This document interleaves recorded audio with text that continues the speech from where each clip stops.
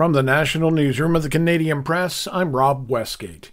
U.S. President Joe Biden and his team have been relentlessly trying to convince lawmakers, donors, and voters that he is still up for the job since his disastrous debate performance on June 27th. He continues that effort today with a trip to Michigan, part of the trio of blue wall states that his campaign now says is the clearest path to victory come November.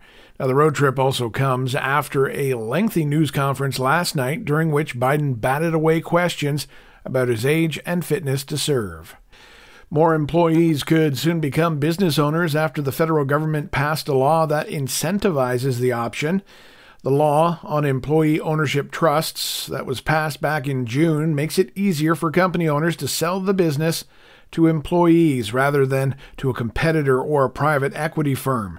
Chad Friesen, head of the employee-owned Friesen's Corporation, says the trust model means more money stays in the community. We're not trying to have big payouts for a few. We're trying to have good, strong payouts for everyone, right? And that has a massive impact on the communities. There are, of course, challenges for owners looking to take that route, but the government has provided an incentive to try it with a capital gains exemption up to $10 million. The RCMP and Canadian Security Intelligence Service says they're investigating potential aliases used by Canada's new Human Rights Commissioner in the past. Birju Datani was named as the new head of the Canadian Human Rights Commission back in June, but not long after his appointment, he was being questioned following reports that he made anti-Israel comments as a graduate student using a fake name.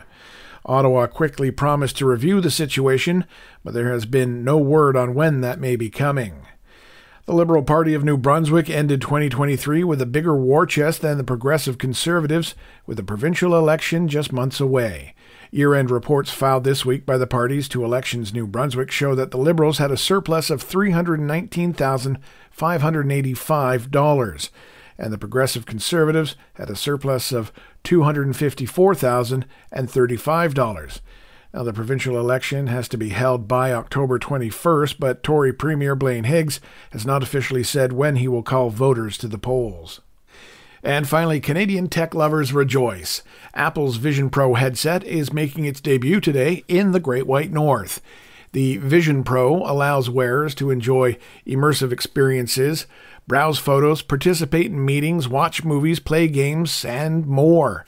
The only problem, American techie Wamsi Mohan says, is the product's price tag. He says the device would be more popular if its most affordable models actually cost less than $5,000. This is the Canadian Press. In sports, lots of baseball to tell you about this morning. The Blue Jays are starting to heat up, with Kevin Gausman allowing just 2 runs on 6 hits with 3 strikeouts in a 5-3 interleague victory over the San Francisco Giants. That is 4 wins out of 5 tries now for the Jays. A 3-game series in Arizona against the Diamondbacks starts tonight. The Chicago Cubs, meanwhile, blanked the Baltimore Orioles 8-0 for a 3-game sweep of the American League East leaders. The New York Yankees, who trailed Baltimore by 2 games, fell 5-4 to the Tampa Bay Rays. The Yankees and Orioles open a 3-game set in Baltimore. Over to football now, where the Montreal Alouettes are unbeaten no more. Toronto scored touchdowns on offense, defense, and special teams to hand the defending Grey Cup champs a 37-18 setback for their first loss of the CFL season. And former Raptor Kyle Lowry is re-signing with his hometown Philadelphia 76ers.